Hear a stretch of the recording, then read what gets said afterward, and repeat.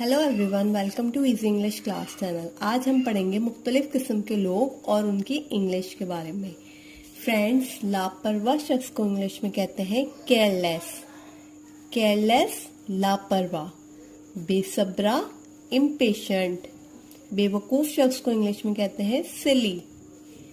शर्मीला शाय। साबित कदम रहने वाले शख्स को कहेंगे डिटरमाइंड। डिटरमाइंड। हर फन मौला, जो हर काम कर सकता है उसे कहते हैं वर्सटाइल। वर्सटाइल। जरूरतमंद और बहादुर शख्स को कहते हैं प्लकी। प्लकी। मिलनसार सोशलेबल। मुस्तकिल मिजाज रखने वाले शख्स को कहेंगे परसिस्टेंट। परसिस्टेंट। समझदार सेंसिबल। अपने आप में रहने वाले शख्स को कहते हैं रिजर्व। रिजर्व। खुद एतमाद